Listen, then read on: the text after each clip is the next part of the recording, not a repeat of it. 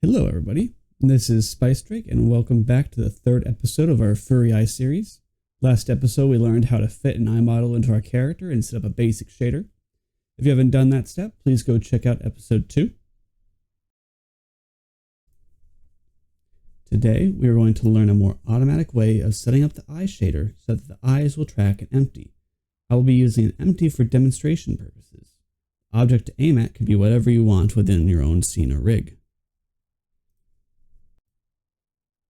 Alright, we are exactly where we left off last episode, and we're going to start by adding an empty to the scene and naming it.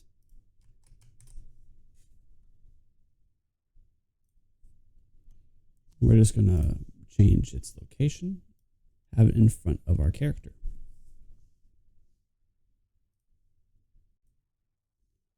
And we're just going to go ahead and rename our empty to be I aim empty and then tutorial. I already have a empty to aim at in my references in my file right here, but I'm just recreating the entire system from scratch, so I have a second one right here named tutorial to represent the one I'm creating live. I'm going to go to, oh, I'm in edit mode still. Add a new armature, edit mode. Just going to go ahead and place this like where a head bone might have been. Something like that. And you don't have to do this part, but I do. I like to make a separate bone going roughly to where the eyes will start. So I'm going to name this bone eye socket. And then from there, I'm going to select the tip and just extrude outward to where the eye might be.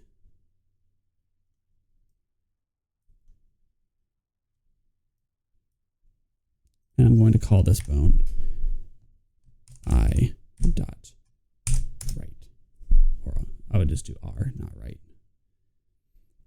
And I'm just going to go ahead and in my viewport display, oh, I have to go into, I am in edit mode. Where is this?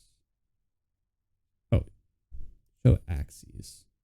Oh, okay. My bad. You want to go to your bones and go to this little menu here, the little green figure. Go down to viewport display and click on axes. And you'll notice that there is a X and a Z coming out of your bones. We're going to want to, for this bone and the next, kind of just make sure that that Z bone or that Z axis is pointed straight down or respectively close to it. This bone not quite as necessary, but the next bone will be, the aiming bone. We're going to take our tip of the bone and we're just going to tap E once and then click. Don't move the mouse. You've created the bone and I'm just going to pull that bone out like so. We're going to want to make sure that this has Z pointed as much down as down as possible. You'd want this to be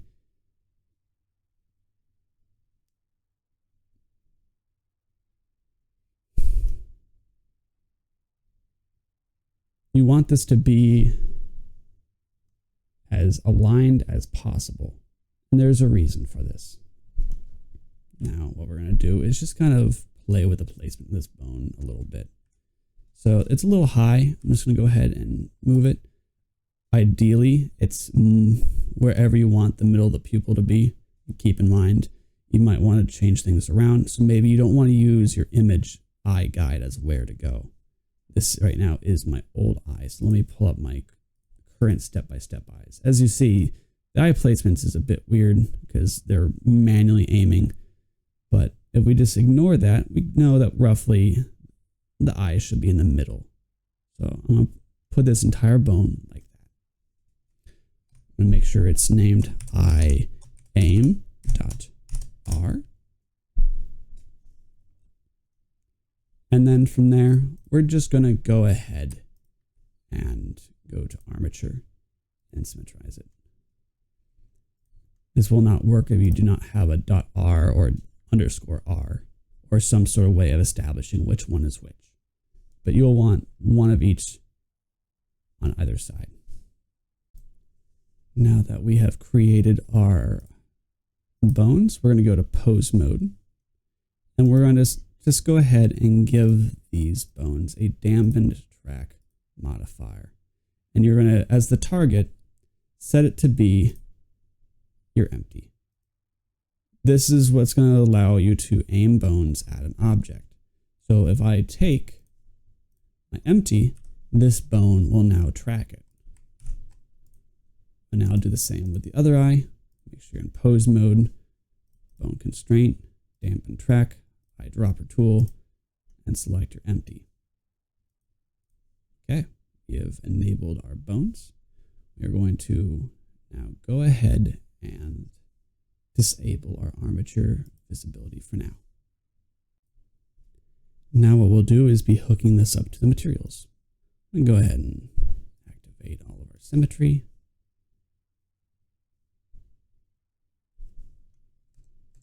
Why is that? Oh, wrong thing selected. And we'll go ahead and enable our tutorial eyes. We're going to work on just one eye for now, and then at the end we'll add it to the other. So we're just going to disable that left eye and focus exclusively on the right. Right now it's currently has manual mode, and now we'll be focusing on how to take the bone information and translate it to this shader. And now I'm just going to briefly talk about nodes.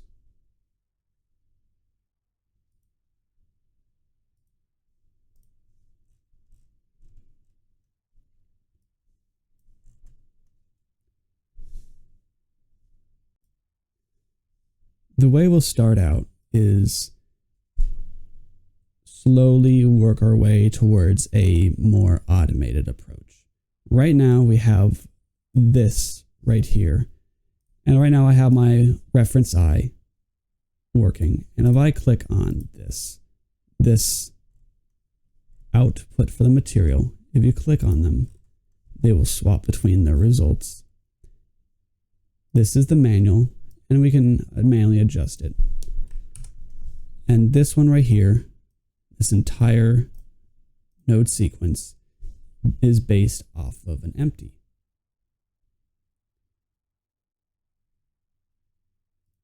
As I take this eye, or this aim, the eye will adjust.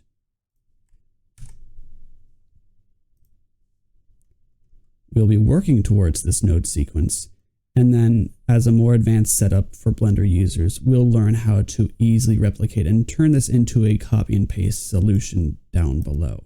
But that part is not necessary. It all starts with recreating the UV map.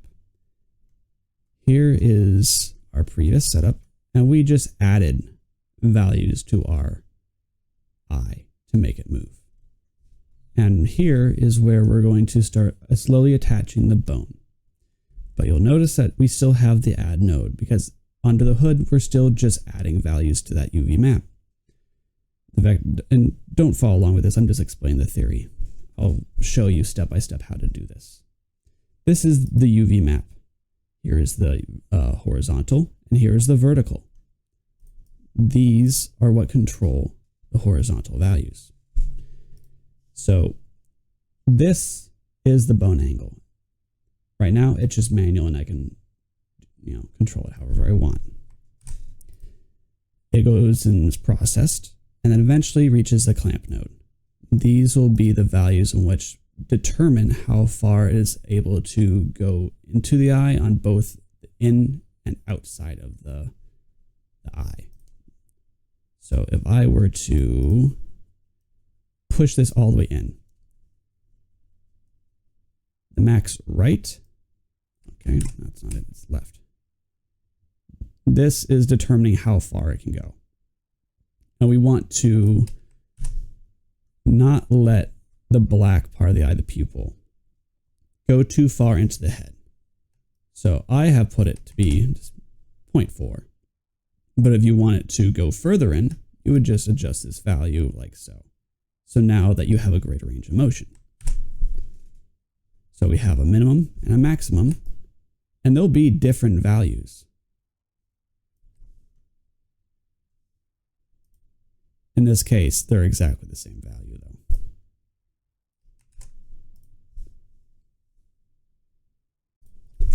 The next thing to understand about this entire system is the role of the initial offset. When we have this entire system, we've already seen that when you start out, you have eyes that point in different directions. This one. This is how we create the eye. And the eye, when we place this plane, is not going to point in the correct direction at first. And we must first fix this before we do anything else. So in my reference,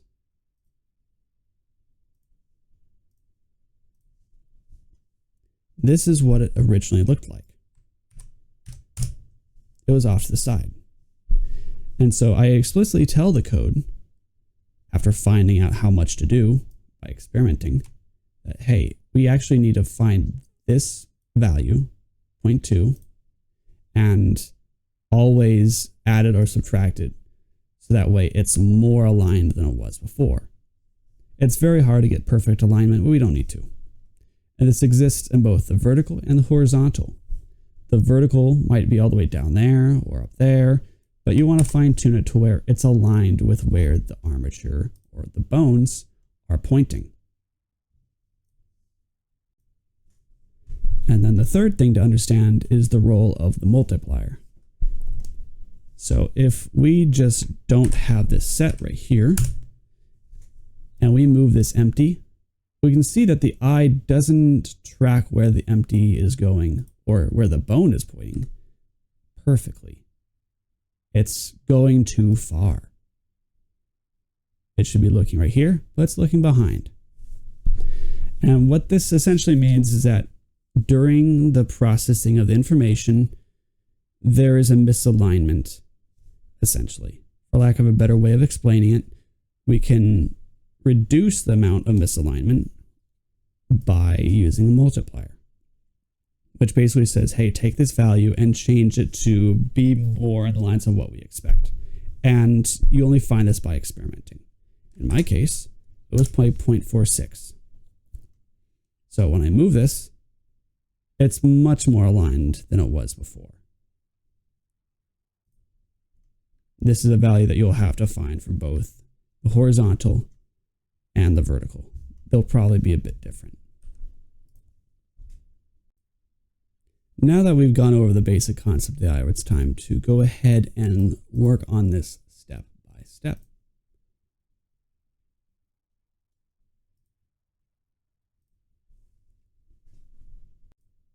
And to get started, we're going to select our eye, pin it, and I'm just going to go ahead and actually copy and paste these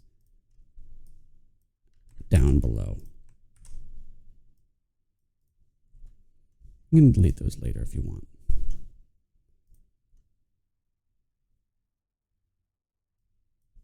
We're going to start right here with the add.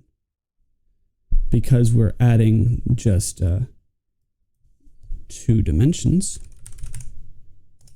we're going to take only the 2 values from x and y from a combined xyz node. And then the z will just be left out because we don't need that. X will be horizontal, as we've talked about. What is going on? That should be changing.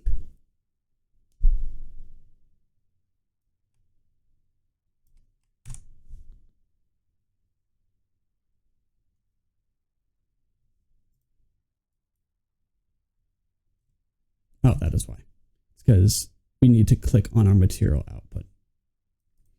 So when you have multiple of these sequences, you will have an end node called material output, and you just need to make sure that you are clicked on whichever one that you're working on, or else it will not show up. So now if I take this, I can, manually edit this. I'm going to just disable that armature for now. We're just going to work with horizontal first. We're going to pull out from X and do a clamp. This is where we establish the minimum and the maximum range of the eye. You got your value, which is whatever it is, and the minimum and the maximum. So I'm just going to go ahead and pull out a value node. You technically don't need to do this, but this allows you to label what you are doing. I'm going to call this minimum horizontal. And you can just rename a node by pressing F2 on your keyboard. So pull out value F2 maximum horizontal.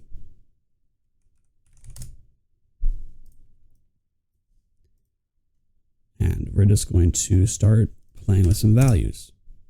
So our maximum,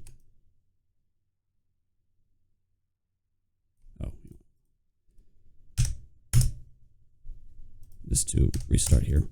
Our value is going to be whatever the angle is going to be, however amount we're going to turn this, either negative or positive. So when we want to try out things, we'll be messing with the value. So if I put maximum horizontal to 1, and I just start moving the eye, we can see that's too much. It makes us stop at some point. So we're going to go ahead and say, what about 0.5? Then slowly move it. You can see that it stopped moving there, and you know what? That's a bit too far. So I'm gonna shift drag it, and yeah, that looks pretty good. Becomes 0.4. So let's reset the eye, and we'll go in the opposite direction. We'll just go to some random high value negative number. And we're going to drag downward slowly and see how far we want this to go. That is at negative 0.34. So now we have established how far it can go in both directions. We can test this out by now going to here and just going back and forth. We've established the limit of our horizontal eye. Now we can go ahead and copy and paste this. Put it to Y and rename these minimum vertical, maximum vertical. We'll go ahead and reset these values to 0 because we don't know what they are. And we're going to give a high value right here. Let's just say 2. Doesn't have to be anything fancy. Just crank it up. And we'll establish the maximum by going to the vertical maximum and just start dialing it up. Now we see it's going in the opposite direction. It doesn't matter if it doesn't seem sensical. The maximum could be at the bottom, or if you want, the maximum could be a negative, so that way you're saying the maximum is at the top. It doesn't matter. So just dial it until it's reaching a boundary that it shouldn't go any further beyond in either direction. So in this case, maximum is usually up, so I'm just going to say whatever that value might be that I find. So in this case, it is negative 0.22. For the minimum, we need to actually dial this down to a minimum value. So I have it at 0.4 or negative 4. And I'm just going to find some sort of value.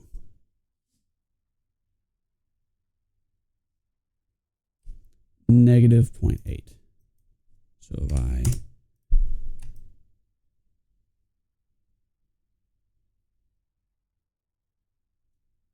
you know what? I made a mistake.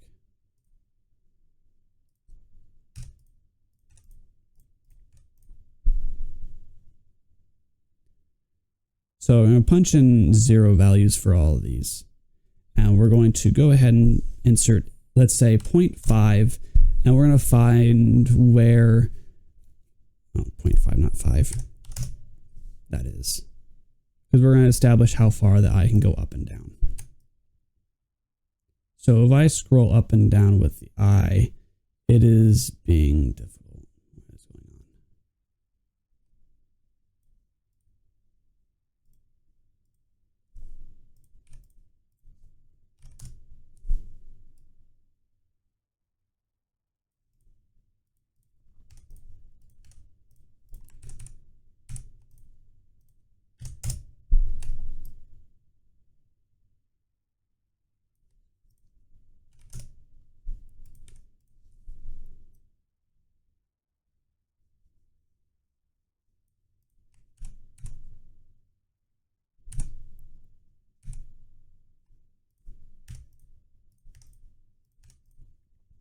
We're going to punch in 0 values for everything.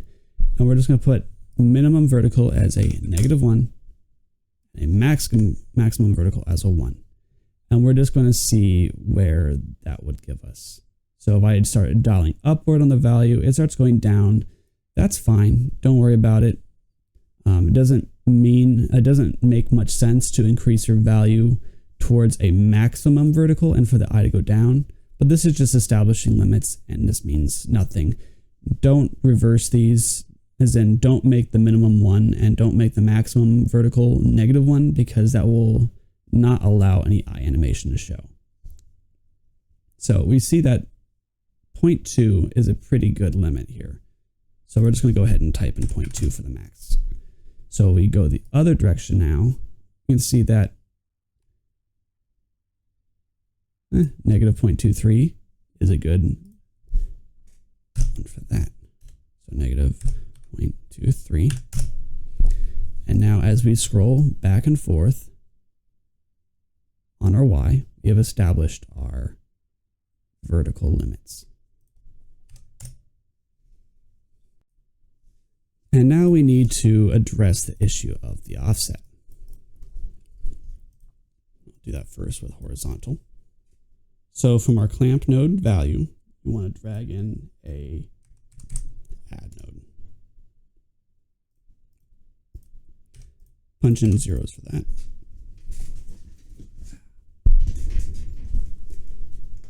So just like before, this first one will determine where the eye goes when you dial this, but this is going to add a value to it on top of it. So if you say 0 and if you have a additive at the bottom here of 0.1 and you would just add a 0, it's going to be 0.1.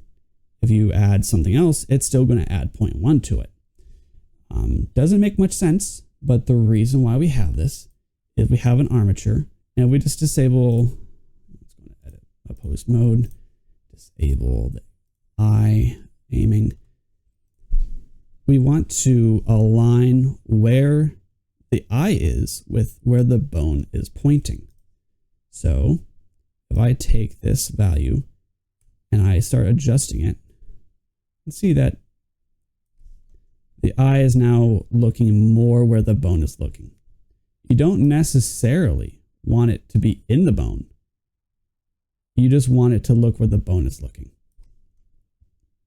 And that's usually good enough. So in this case now, it is looking where the bone is looking, and I will enable the eye aim. Oh, that's right, we don't have the bone hooked up to the eye yet, so it's not going to actually show anything quite yet. We're going to go ahead and do the same thing down here. Add. And technically, what we want to do is make one of these red nodes to make it a bit easier to know what we're looking at, instead of just having random nodes. So we're going to type in value at the bottom of these. When we added this node, it already defaulted to 0.5. We want to zero out those values and label them. This is horizontal offset. This one is vertical offset.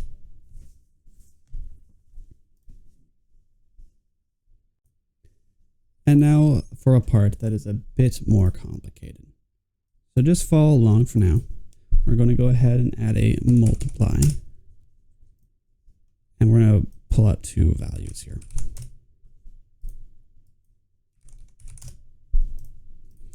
First one is going to be called horizontal bone angle. And then the second one is horizontal multiplier. We're going to make the multiplier just 1. And we're going to hook up the horizontal bone angle to this bone. The way that we're going to do this is we're going to right click this and add driver. Now we're going to edit driver, and we're going to go down here and we're going to pick an object. In this case, it is our armature. Come on. And we're going to go to type, average scale. Oh, sorry, that's later. We're going to go to Z rotation, I believe it is. Because if Z, yes, Z rotation. Z rotation, and we're going to type in an expression. I'm going to put it down in the description below. And we're going to come over here and we're going to right click and say add driver. What we're going to do is object is going to be our armature. In this case, mine is just called armature. We're going to find the Z rotation for our horizontal axis. And we're going to pick a bone. We're going to go ahead and pick our aim bone for our right hand side. And we're going to go ahead and just, yeah, it looks like it might be decent enough already. So now this is where we start messing with our empty and testing things out.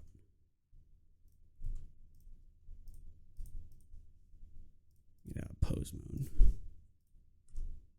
So we can see here that the eye is not moving in the correct direction.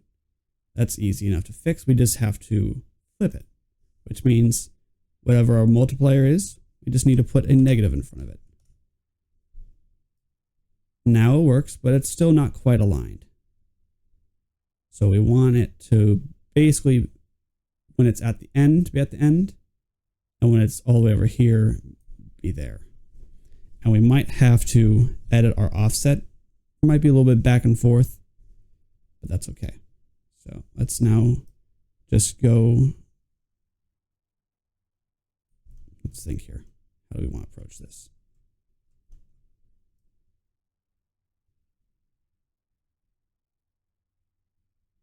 So it seems like the multiplier is a bit high. So we're going to put this down as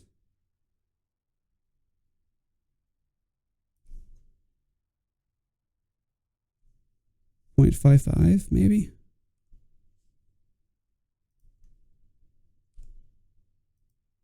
And we can disable our armature actually, because what matters is where it is actually looking rather than where the bone is pointing.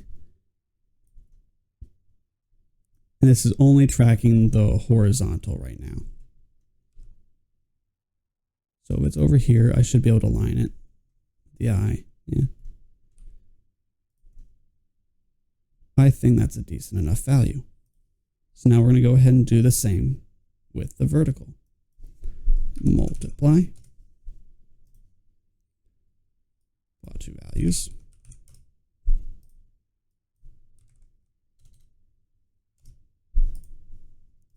I'm going to go ahead and copy these names and just alter them.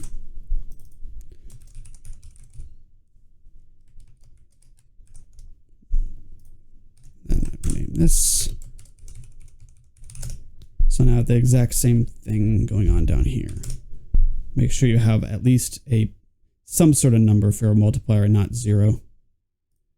And now we're going to copy our driver, paste it, and we're going to edit it and say X rotation rather than Z. Now we take our, oh, we see here that there is an issue.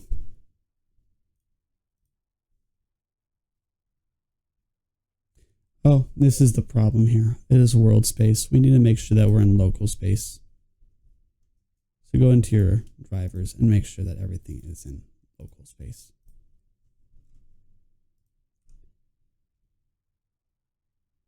Yeah, okay.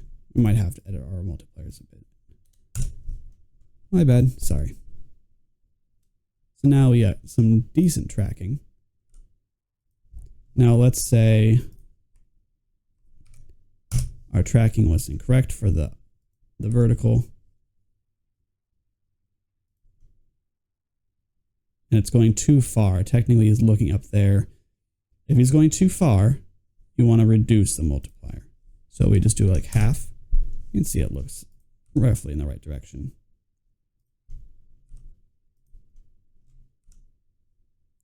All right, so we've now established the multiplier, the offset, and the bone. Now, technically, if we wanted to do this for the other eye, we would copy and paste everything and just edit which bone it was looking at for the other eye. Go to our other eye. Actually, first, let's copy everything here. Click on the other eye, unpin. And when you paste it, remember, you got your material output. You got to click this to enable it. So when you copy and paste, your drivers will disappear. Instead of having to fully remake them, you can go back to your other one and you can click copy driver.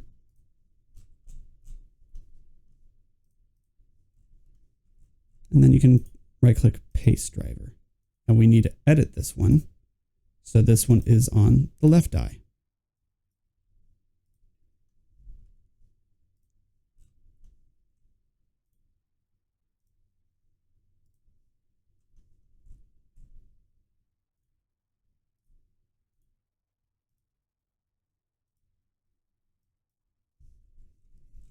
Now, as you see, we have some issues.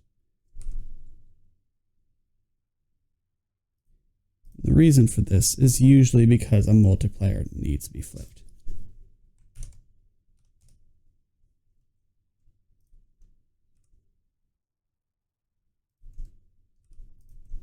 Yeah, that was it.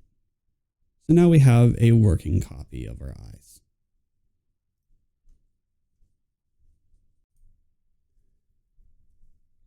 There's one thing I have forgotten to go over, and that is using scale as a way of enlarging and shrinking the eyes. So when I scale this up, the eyes get bigger.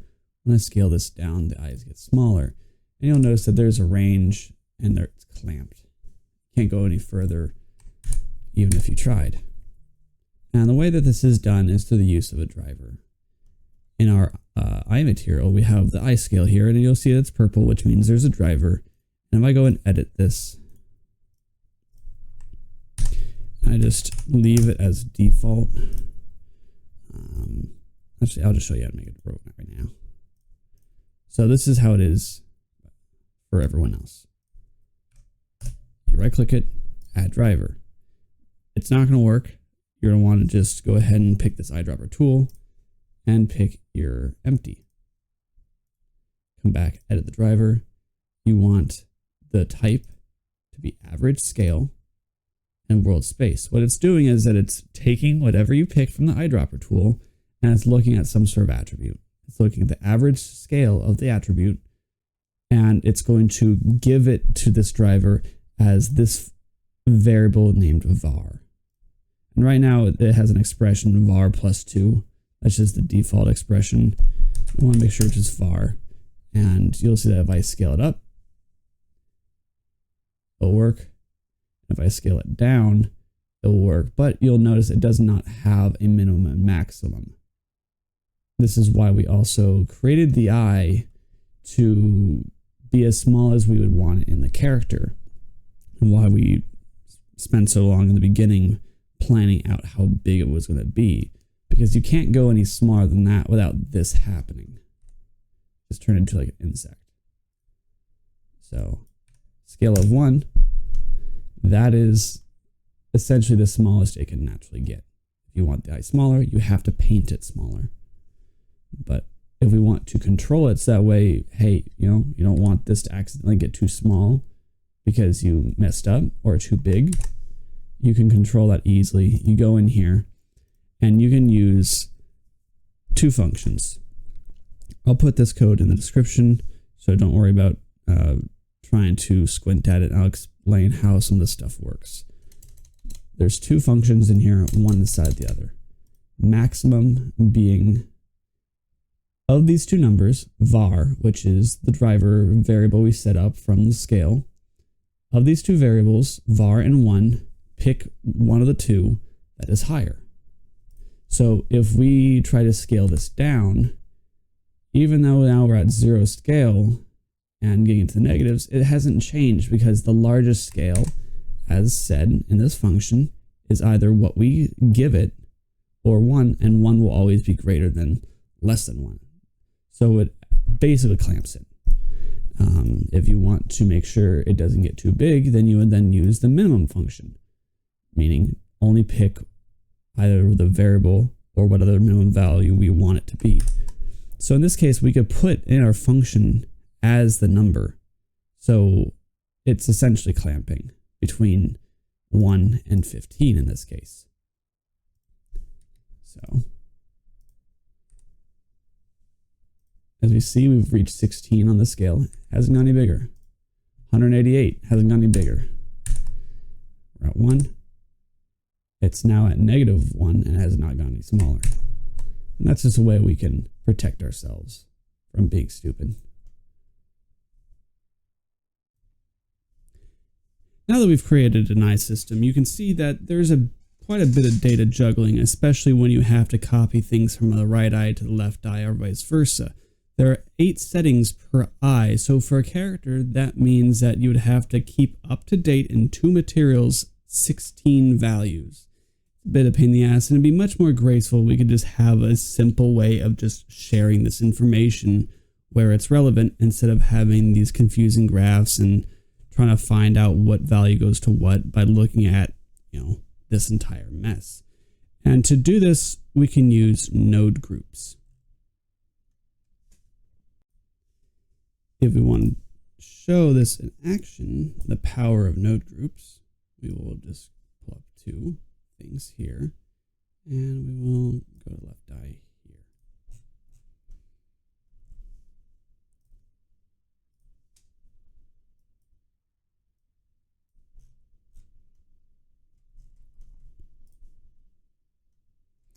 So we have the same exact node groups in the left and the right.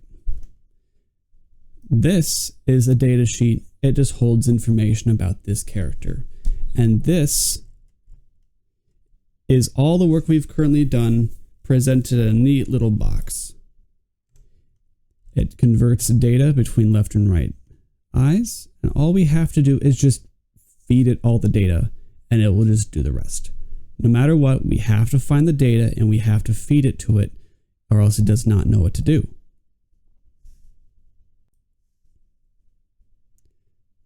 For instance, let's say I want to just change where the eyes start out. I'm in the left-hand eye material panel here, and this is the right-hand eye. And when I'm in the left-hand eye, I can enter this node group and just change something. And you can see that the other eye is also changing.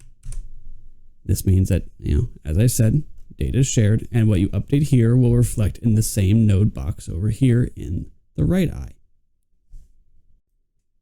If you want to do this, you have 2 options.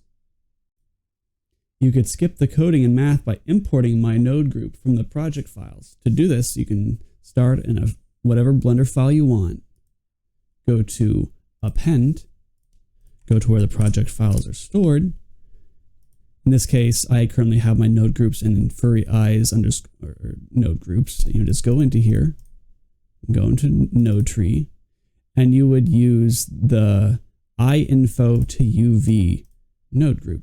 And you can just go to whatever material.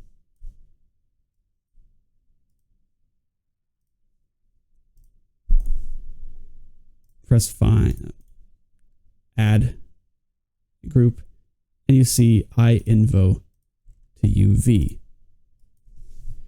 Image, texture. And now you have the entire code, and you just have to fill out the data that's relevant to your character. Alternatively, you can recreate these node graphs. I've tried to record it step by step, but it gets unreadable and confusing fast, and it's honestly better for you to pause the video and recreate it in the steps I'm about to show. It's presented in a far more readable manner this way. So starting out, we would create a node graph for flipping the eyes. This is what it looks like. Make sure that you have a -1 for the second value of multiply. Make sure you clamp the round. Make sure you clamp the mix. I've labeled them invert and value. And this entire node group, I just have labeled as flip eyes. In this node group, I have a single output and about 6 inputs. They're called flip, initial offset, minimum, maximum, multiplier, and bone angle. And follow these paths to recreate this node group. This is a multiply add. This is vital. And in the map range, you will want to make sure it's from minimum -1 and then from maximum 1. Make sure it is clamped.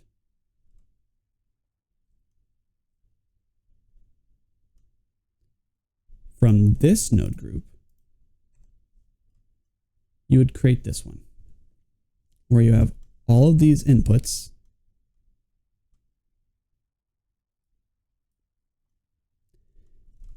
and to create these reroute nodes, like these little things right here, you would just pull off of them and just write reroute.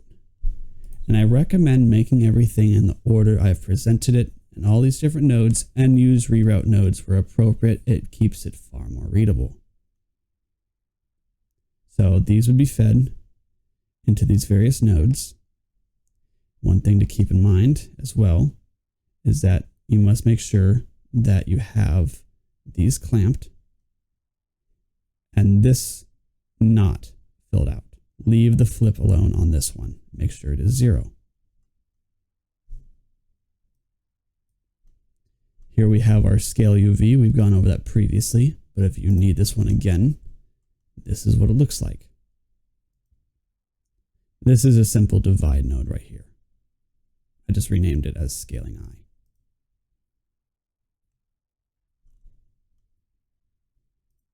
And from this, all you have to do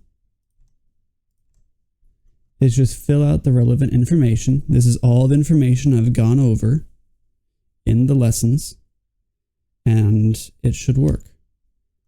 One thing to keep in mind is that when you have multiple characters and multiple eyes, you want to make sure that you have these set to the proper bones. Be sure also you pay attention to the naming conventions. This is the left-hand horizontal bone angle. That might be, I think, the Z. That's the Z axis as described in the tutorial. And you want to make sure you have drivers for those. And I go over that in the tutorial as well. Once you have this, it should just work once you've tuned it. To reference data between different materials, it's pretty simple. All you would need to do, let's say you want to share data between eyes, you would just pull this out, do a value node, rename it. I'm just going to call it blah. Create a node group. And just delete that. Now you can just create as many outputs as you want. You know, make sure they're outputs and label them whatever you want. So let's say this one is bone angle. Actually, no, don't do bone angle in these. That would only let this be usable in one character. We'll just call this initial offset. And if we take another cube and just delete this material and add a new one, copy all this, go to that one, come on.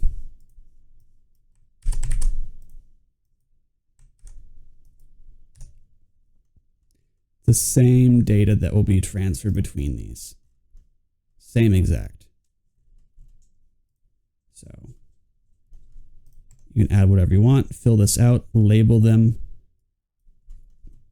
So if I know my offset is 3 or 1.3 or 0.25, I just type in 0.25, and then this will be used as a data sheet between these two materials. And then that is how you would hook up everything here. The way I would do it is I would call the first one initial horizontal offset, the second one minimum horizontal, third one max horizontal, and so forth. I would just copy all these names so that way you can just directly link them up easily. A little bit of typing, but it's worth it. And then you can animate your eye scale however you want. Make sure that these 4 values, horizontal base angle and vertical bone angle, these 4, they need to be set by drivers. So they cannot really be used in a node group unless you only have one character. Then you can put them in the node group. But other than that, just, make your own drivers. You can't really get around. And that concludes our Furry Eyes series for the time being. So far, we have learned how to paint an eye, modeling requirements, and a method to rig the eye compatible with most applications. I hope you're able to take something away from this experience. I know I was.